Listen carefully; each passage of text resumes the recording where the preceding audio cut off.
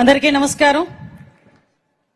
ఆహ్లాదకరమైన వాతావరణం, అందరి మొహాల్లోనే కూడా ఏదో సాధించేము, ఇప్పటికీ సాధించి మేము అనుకున్న యూనిఫామ్ మా ఒంటి మీద పడబోతుంది అన్న ఆత్మవిశ్వాసంతో ఒక మంచి సంస్కరణ కోసం మంచి పండుగ వాతావరణంలో సుమారుగా 5,500 కుటుంబాల్లో పోలీస్ కుటుంబంలోకి అడుగు పెడుతున్న తరుణంలో వాళ్ళతో పాటు వాళ్ళ కుటుంబ సభ్యుల్ని సైతం ఈరోజు ఒక దిశానిర్దేశం ఇవ్వటానికి, వాళ్ళందరి ఆశీస్సులు తీసుకోవటానికి ఒక మంచి కార్యక్రమానికి ఇక్కడికి విచ్చేసిన మనందరి గౌరవ అభిమాన విజనరీ నాయకుడు, నా నాయకుడు, మన ముఖ్యమంత్రి గౌరవ శ్రీ నారా చంద్రబాబు నాయుడు గారికి ప్రత్యేకంగా పోలీస్ డిపార్ట్మెంట్ తరపున స్వాగతం పలుకుతున్నా. ఎందుకంటే ప్రజా భద్రతే ప్రగతికి పునాది అని నమ్మిన నాయకుడు, రాష్ట్ర అభివృద్ధి ఆ రాష్ట్ర భద్రతా వ్యవస్థ మీద ఆధారపడి ఉంటుందని గట్టిగా నమ్మిన నాయకుడు, రాష్ట్ర అభివృద్ధికి ఎంత పెద్దపీట వేస్తారో రాష్ట్ర భద్రత విషయంలో కూడా రాజీ లేని పోరాటం చేయడమే కాకుండా మొట్టమొదటి దగ్గర నుంచి కూడా ఆయన ముఖ్యమంత్రి అయిన దగ్గర నుంచి కూడా ఈ రోజు వరకు కూడా పోలీస్ వ్యవస్థలో సమూలమైన మార్పులు తీసుకురావడమే కాకుండా టెక్నాలజీని పోలీస్ వ్యవస్థకి ఆపాదించి ఇన్విజిబుల్ పోలీసింగ్, విజిబుల్ పోలీసింగ్ ని కూడా ఈ రోజు పర్యవేక్షిస్తూ ఈ రోజు ప్రజా భద్రతే ధ్యేయంగా అభివృద్ధి లక్ష్యంగా పనిచేస్తున్న మన విజనరీ నాయకుడికి మరొకసారి సభాపూర్వకంగా ధన్యవాదాలు తెలియజేసుకుంటున్నాం.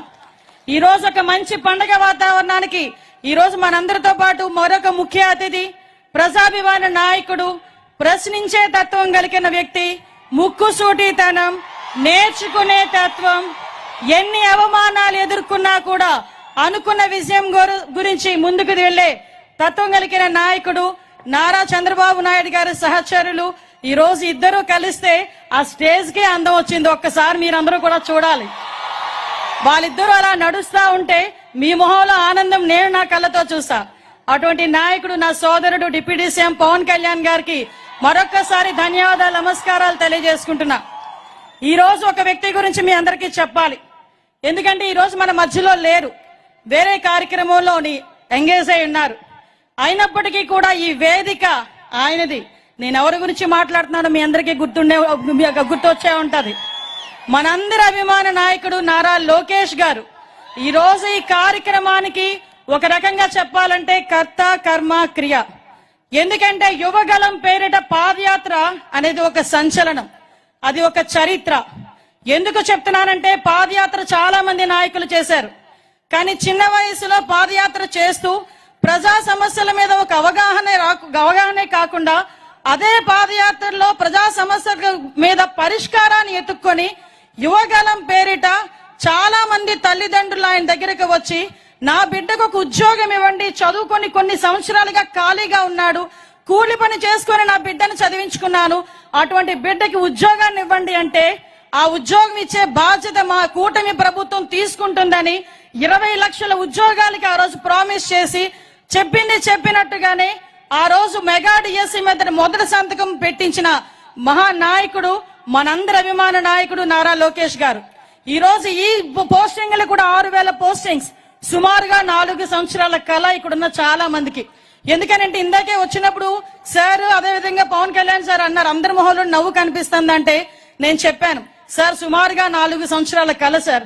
చాలా మందికి వయసు అయిపోతుందన్న భయం, మళ్ళా తిరిగి మాకు ఉద్యోగాలు వస్తాయా అన్న ఆలోచన, అటువంటి ఆలోచన నుంచి అన్నిటినీ కూడా అధిగమించి ఈ రోజు ఈ పొజిషన్ లోకి తీసుకురావడానికి అందరి కృషి ఈ రోజు గౌరవ సీఎం గారు, డిప్యూటీ సీఎం గారు, మరి ముఖ్యంగా నారా లోకేష్ బాబు గారు, అదేవిధంగా మా పోలీస్ సిబ్బంది అందరూ కూడా ఒక ఏకకంఠంతో కంపల్సరీగా మనం మాట ఇచ్చిన ప్రకారం ఉద్యోగాలను ఇవ్వాలి అని ఆ రోజు కంకణం కట్టుకొని ఈ రోజు ఈ కార్యక్రమానికి శ్రీకారం చుట్టాం. ప్రత్యేకంగా ఈ వేదిక తరపున యువగలం రథసారథి నా సోదరుడు నారా లోకేష్ గారికి ప్రత్యేకంగా ధన్యవాదాలు తెలియజేసుకుంటూ ఈ రోజు పోలీసు వ్యవస్థలో సమూలమైన మార్పులు తీసుకురావడానికి గాని ప్రతి ఒక్క పోలీస్ వ్యవస్థకే కాదు ఈ రాష్ట్రానికి వెన్నుముకగా నిలుస్తున్న గౌరవ ప్రధానమంత్రి నరేంద్ర మోడీ గారికి, అదేవిధంగా అమిత్ షా గారికి కూడా ప్రత్యేకంగా ధన్యవాదాలు తెలియజేసుకొని ఈ కార్యక్రమాన్ని ఇంత అందంగా తీర్చిదిద్దిన నా పోలీస్ సిబ్బందికి, ప్రత్యేకంగా మా డీసీపీ గారికి అందరికీ కూడా ప్రత్యేకంగా నేను ధన్యవాదాలు, నమస్కారాలు తెలియజేసుకుంటున్నా. మీ అందరికీ తెలుసు ఈ రోజు ఒక చారిత్రాత్మకమైన రోజు. ఈ రోజు ఒక విషయం చెప్పాలి మీ అందరికీ కూడా, పోలీస్ వ్యవస్థకి తెలుగుదేశం పార్టీకి చాలా అవినాభావ సంబంధం ఉంది. ఎందుకనంటే నందమూరి తారక రామారావు గారు సీఎం గా ఉన్నప్పుడే ఏపీకి సంబంధించి ఒక పోలీస్ అకాడమీని ఆ రోజు స్టార్ట్ చేశాం. ఆ రోజు స్టార్ట్ చేసిన దగ్గర నుంచి అది మిగతా రాష్ట్రాలకి కూడా ఆంధ్రప్రదేశ్ పోలీస్ అకాడమీ అన్నది మిగతా రాష్ట్రాల వాళ్ళు కూడా దాన్ని ఒక ఎగ్జాంపుల్ గా తీసుకొని పెట్టిన సందర్భం. అదే కాకుండా గ్రేహౌండ్స్ లాంటి కఠినతరమైన పోలీస్ వ్యవస్థను కూడా తీసుకొచ్చి నక్సలిజాన్ని అణిచేటట్టుగా చేసిన పరిస్థితి కూడా ఆ రోజు నుంచి స్టార్ట్ అయింది. మీ అందరికీ తెలుసు, గౌరవ ముఖ్యమంత్రి గారు చంద్రబాబు నాయుడు గారు ముఖ్యమంత్రిగా ఉన్న ప్రతి సంవత్సరం కూడా డిఎస్సి ఎలా తీసేవారో పోలీస్ కానిస్టేబుల్ ఎస్ఐ రిక్రూట్మెంట్ కూడా అలాగే జరిగేది.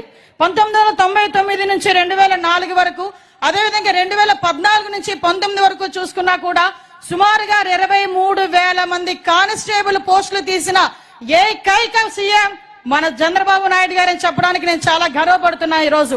ఎందుకంటే చాలా గవర్నమెంట్లు వచ్చినాయి పోయినాయి, కానీ వాళ్ళ స్వార్థాలు చూసుకున్నారు. ఏదో రకంగా మేము నోటిఫికేషన్ ఇచ్చాం కదా, మా పని అయిపోయిందని చెప్పి కూర్చున్నారు.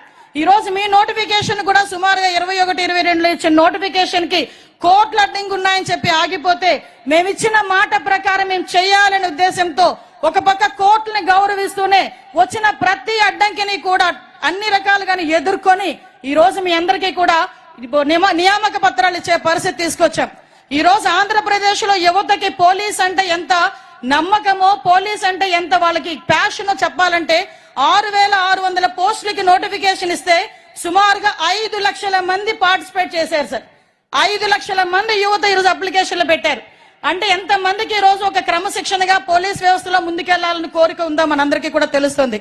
మీ అందరికీ చెప్పాలి, ఎందుకంటే ప్రతిసారి కూడా ఒక మెగా డిఎస్సీని ఏర్పాటు చేయడం ఇప్పుడు చంద్రబాబు నాయుడు గారు గవర్నమెంట్ వచ్చిన తర్వాత, ఇంతకు ముందు చంద్రబాబు నాయుడు గారు ముఖ్యమంత్రిగా ఉండేటప్పుడు కూడా ప్రతి సంవత్సరం డిఎస్సీ తీస్తూ అదేవిధంగా కానిస్టేబుల్ పోస్టులు కూడా తీస్తున్నారు. ఈ సందర్భంగా ఈ వేదిక మీద ఒక విషయం కూడా నేను చెప్పాలి. 2001 డిఎస్సీలో నేను కూడా ఆ రోజు టీచర్నే. చంద్రబాబు నాయుడు గారు ఇచ్చిన డిఎస్సీలో నేను ఆ రోజు టీచర్ గా సెలెక్ట్ అయ్యి మళ్ళా అదే మంత్రివర్గంలో ఈ రోజు హోమ్ మినిస్టర్ గా మీ అందరి ముందు నించునే ఒక బృహత్తరమైన అవకాశం. అందుకే అంటుంటా నేను ఒకసారి అదృష్టవంతురాలని అని. ఈ రకంగా మీ అందరి ఆశీస్సులు తీసుకునే ఒక మంచి అవకాశం. ఈ ఎంత ట్రాన్స్పరెంట్ గా జరిగిందంటే సుమారుగా 2,005 రిట్ పిటిషన్లు వేశారు. అన్నిటినీ కూడా తిప్పికొట్టుకున్నాం. మీ అందరికీ కూడా ఎక్కడ కూడా చిన్న అవినీతికి గాని, ఎక్కడ కూడా చిన్న రికమెండేషన్స్ కి గాని ఎక్కడ తావు లేకుండా ఈ రోజు మీ అందరికీ కూడా ఆ రోజు ఫిజికల్ టెస్టులు చేసేటప్పుడు కూడా టెక్నాలజీనే పర్యవేక్షణాధికారి కింద పెట్టాం గానీ ఒక మనిషిని కూడా పర్యవేక్షణాధికారి కింద పెట్టలే. ఈ విషయం కంపల్సరీగా మీ అందరికీ తెలియాలి. ఎందుకంటే మీ అందరికీ తెలుసు, ఆ రోజు రన్నింగ్ సిస్టమ్ మీ అందరికీ కూడా సీసీటీవీ కెమెరాస్ ఫుల్ గా అక్కడ పెట్టడమే కాదు, పరుగు పరీక్షలకి కూడా RFID చిప్స్ కూడా పెట్టి, బయోమెట్రిక్ హాజరు పెట్టి, ఎత్తు బరువు కూడా తీసే క్రమంలో టెక్నాలజీని బేస్ చేసుకున్నాం. ఈ రోజు టెక్నాలజీని ఎంత అడాప్ట్ చేసుకున్నామంటే ఎక్కడ కూడా నేరం జరిగిన తర్వాత మనం రియాక్షన్ కన్నా నేరం జరగక ముందే ఈ రోజు మనందరం కూడా పర్యవేక్షించుకోవాలి. నేర రహిత ఆంధ్రప్రదేశ్ ఏర్పాటు చేసుకోవాలని గౌరవ ముఖ్యమంత్రి గారు చేసిన ఒక మంచి ప్రతిపాదనకి ఈ రోజు పోలీసు శాఖ కూడా సహకరిస్తూ ముందుకు తీసుకెళ్తాం. ఎందుకంటే ఈ రోజు ఇన్వెస్టిగేషన్ లో కూడా నేరం జరిగిన తర్వాత జైలుకి వెళ్ళొచ్చు, ఎన్ని రోజుల తర్వాత ఎప్పుడో శిక్ష పడుతుందనే కన్నా నేరం జరిగి ఇంకా జైల్లోనే ఉండగానే శిక్ష పడే పరిస్థితిలో ఈ రోజు న్యాయ వ్యవస్థని కూడా మనం పటిష్టం చేసుకునే పరిస్థితి, ఇన్వెస్టిగేషన్ లో కూడా త్వరితగతిన చేయడానికి టెక్నాలజీని ఉపయోగించుకునే పరిస్థితి. ఈ రోజు ఎంతవరకు అంటే 2014 నుంచి 19 వరకు సార్ తీసుకున్న టెక్నాలజికల్ గా తీసుకుంటే ఫింగర్ ప్రింట్ అథెంటికేషన్స్ గానీ, CCTVs గానీ, డ్రోన్స్ గానీ, పామ్ ఐడెంటిఫికేషన్ సిస్టమ్స్ గానీ ఇవన్నీ కూడా ఏర్పాటు చేసి నేరస్తుల్లో ఒక భయాన్ని, ప్రజల్లో ఒక భద్రతని కూడా కల్పించిన పరిస్థితి మనందరికీ కూడా తెలుసు. ఈ రోజు మీరందరూ కూడా కాకి చొక్కా వేసుకోబోతున్నారు. చాలా మందికి ఒక కళ, చిన్నప్పుడు మీ అమ్మా నాన్న పుట్టిన వెంటనే 4వ సంవత్సరంలో 5వ సంవత్సరంలోనో ఏ పండక్కో ఒక పోలీస్ యూనిఫామ్ తో ఒక ఫోటో